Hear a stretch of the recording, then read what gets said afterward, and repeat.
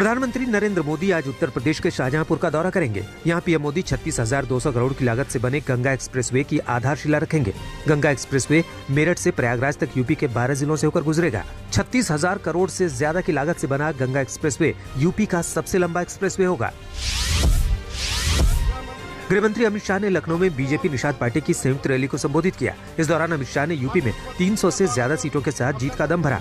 अमित शाह ने कहा कि प्रदेश भर से इस रैली में निषाद समाज के लोग आए हैं। ये बताता है कि 2022 में यूपी में 300 पार के साथ बीजेपी और एनडीए की सरकार बनने जा रही है। इसके साथ ही प्रदेश की पिछली सरकारों पर हमला बोलते हुए अमित शाह ने कहा कि एसपी और बीएसपी की सरकारें माफियाओं को संरक्षण देती थी, लेकिन योगी आदित्यनाथ की सरकार में सारे माफिया पलायन कर गए हैं। सपा बसपा की बुआ भतीजे की सरकारें माफियाओं का संरक्षण करती थी। योगी आदित्यनाथ के नेतृत्व में सारे माफिया उत्तर प्रदेश छोड़कर पलायन कर गए। समाजवादी पार्टी के अध्यक्ष अखिलेश यादव ने पार्टी सांसद शफीकुर रहमान बर्क का बचाव किया है। शफीकुर रहमान की विवादित बोल पर मचे हंगामे के बीच अखिलेश यादव ने उन्हें बुजुर्ग बताया और ठीकरा मीडिया पर फोड़ दिया। अखिलेश यादव ने कहा कि बुजुर्ग शख्स को मीडिया वाले कुरेदते हैं। दरअसल कैबिनेट मंत्री ने लड़कियों की शादी की उम्र 18 से 21 साल करने के प्रस्ताव को मंजूरी दी थी, जिसके बाद शफीकुर रहमान बर्क ने कहा कि शादी की उम्र सीमा बढ़ाने से लड़कियां ज्यादा आवारगी करेंगी। वो बुजुर्ग हैं, वो अक्सर उनसे कोई न कोई प्रेस का व्यक्ति जाता है और कुरेदता है कोई न कोई, इसलिए वो कभी कभी ऐसे स्टेटमेंट देते हैं। शफीकुर रहमान बर्क के बयान के बाद समाजवादी पार्टी पर बीजेपी का हमला जारी है। यूपी बीजेपी के अध्यक्ष स्वतंत्र देव सिंह ने ट्वीट किया कि मोदी सरकार द्वारा महिला सशक्तिकरण की दिशा में उठाए जा रहे प्रभावी कदमों से तालिबानी मानसिकता के लोग बहुत परेशान हैं। समाजवादी पार्टी की विचारधारा हमेशा से महिला विरोधी रही है। वहीं योगी सरकार में मंत्री मोहसिन रजा ने कहा है कि ऐसे बयानों से साफ पता चलता है कि किसकी विचारधारा अनुशासन की है और किसकी आवारगी की। कर्नाटक कांग्रेस के विधायक KR रमेश कुमार के बयान पर हंगामे के बाद प्रियंका गांधी ने भी इसे शर्मनाक बताया। प्रियंका गांधी ने ट्विटर पर लिखा कि मैं KR रमेश कुमार के बयान की निंदा करती हूँ। ये समझ से बाहर है कि कोई इस तरह के शब्द कैसे बोल सकता है। ये माफी के लायक नहीं है। रेप जघन्य अपराध है। KR रमेश कुमार ने विधानसभा में कहा था कि जब बलात्कार को रोका नहीं जा सकता तो लेटे रहिए और मजे लीजिए। हालांकि इस बयान पर हंगामा होने के बाद उन्होंने माफी मांग ली थी। पंजाब में बीजेपी और कैप्टन अमरिंदर सिंह की पार्टी के गठबंधन पर मुहर लग गई है। कल केंद्रीय मंत्री गजेंद्र सिंह शेखावत ने दिल्ली में कैप्टन अमरिंदर सिंह से मुलाकात की। मुलाकात के बाद गजेंद्र सिंह शेखावत ने कहा कि आज हुई बातचीत में मैं कह सकता हूं कि ये तय है कि हम साथ मिलकर चुनाव लड़ेंगे। सीट बंटवारे को लेकर सही समय पर जानकारी दी जाएगी। वहीं कैप्टन अमरिंदर सिंह ने कहा कि चुनाव को लेकर हम तैयार हैं। सीट बंटवारे पर फैसला सीट टू सीट के आधार पर लिया जाएगा, जिसमें जीत ही प्राथमिकता होगी।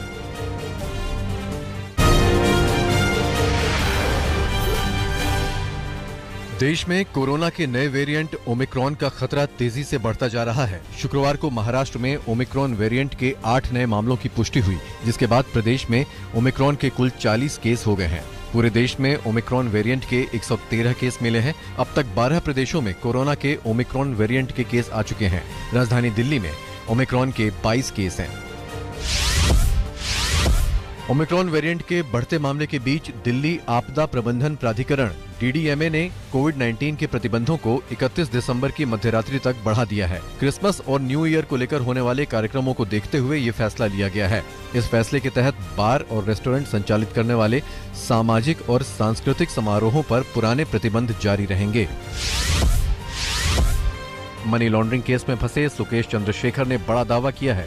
ईडी की पूछताछ में सुकेश ने श्रद्धा कपूर और शिल्पा शेट्टी के साथ कनेक्शन होने की बात कबूली है।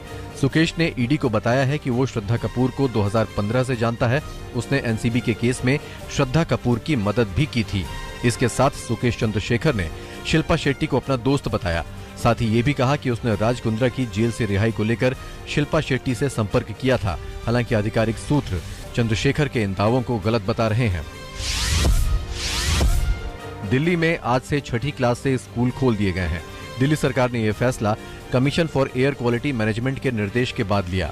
दिल्ली में चरणबद्ध तरीके से स्कूल खोले जाएंगे। अभी 6ठी क्लास तक के स्कूल खोलने पर फैसला हुआ है, जबकि 5वीं क्लास तक के स्कूल 27 दिसंबर से खुलेंगे। बीते दिनों दिल्ली NCR की हवा में प्रदूषण बढ़ने के बाद राजधानी के स्कूल बंद करने का फैसला हुआ था। भारतीय प्रतिस्पर्धा आयोग CCI ने अमेरिकी ई-कॉमर्स कंपनी Amazon को डबल झटका दिया है। आयोग ने शुक्रवार को अमेजॉन और फ्यूचर कूपन्स के बीच साल 2019 में हुई डील को सस्पेंड कर दिया है। साथ ही डील की अनुमति लेने के लिए अहम जानकारियां छिपाने को लेकर अमेजॉन पर 200 करोड़ का जुर्माना भी लगाया है।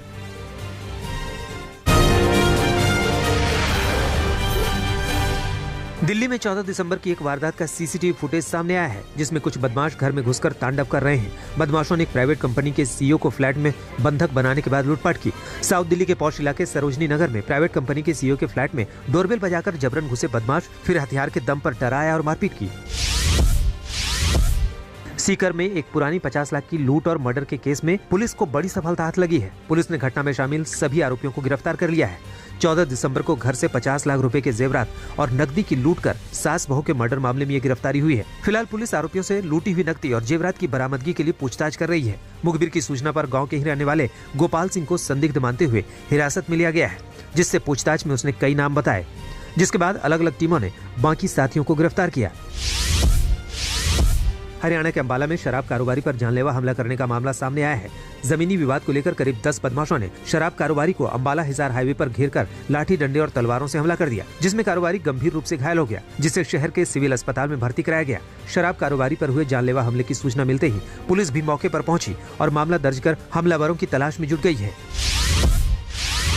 गोंडा जिले के एक डिग्री कॉलेज से हैरान कर देने वाली तस्वीरें सामने आई हैं, जहां कॉलेज में पढ़ने वाले 2 लड़कों की क्लासरूम में हाथों में अवैध तमंचा लिए तस्वीरें खिंचवाई, जिसको किसी ने सोशल मीडिया पर वायरल कर दिया। इन तस्वीरों के वायरल होने के बाद कॉलेज के प्राचार्य ने मामले की शिकायत की, जिसके बाद पुलिस ने दोनों लड़कों को गिरफ्तार कर लिया और अवैध असलाहा जब्त कर लिया।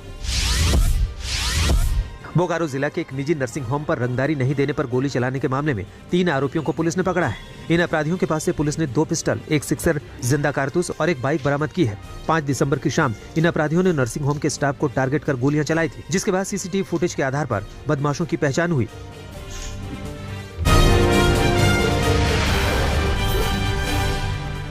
भारत फ्रांस के बीच हर साल होने वाले रक्षा वार्ता के लिए दिल्ली आई फ्रांस के रक्षा मंत्री फ्लोरेंस पार्ली। फ्लोरेंस का लगातार 3रा सालाना दौरा। रक्षा मंत्री राजनाथ सिंह से रक्षा सौदे पर हुई अहम बातचीत। भारत फ्रांस के बीच 2016 में हुआ था करीब $9 अरब का राफेल सौदा।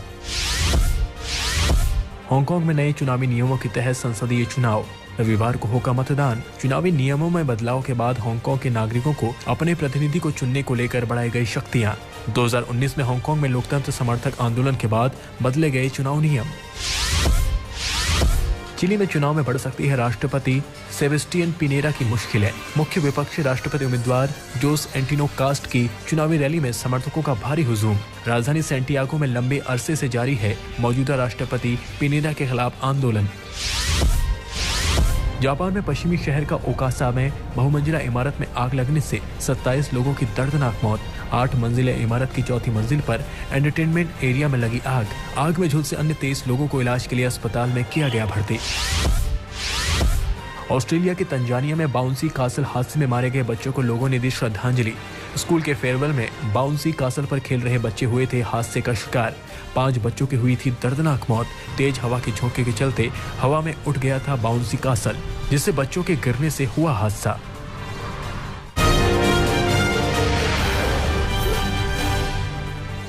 जापान में कोरोना के नए वेरिएंट ओमिक्रॉन का पहला मामला हुआ दर्ज। एक महिला की जीनोम सीक्वेंसिंग में ओमिक्रॉन का पता चला। कैबिनेट ने न्यूज कॉन्फ्रेंस कर दी जानकारी। संदिग्ध लोगों की भी हो रही है जांच। ऑस्ट्रेलिया के न्यू साउथ वेल्स में पहली बार दर्ज हुए 2200 से ज्यादा नए मामले। 215 लोगों को गंभीर हालत में अस्पताल में कराना पड़ा भर्ती। इससे पहले सितंबर में एक दिन में दर्ज हुए थे 1700 से ज्यादा रिकॉर्ड मामले।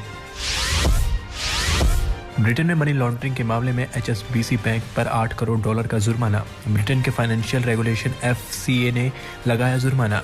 इससे पहले आर्थिक धांधली में HSBC की सहयोगी रिटेल कंपनी नेटवेस्ट पर भी लगा था 26 करोड़ पाउंड का जुर्माना।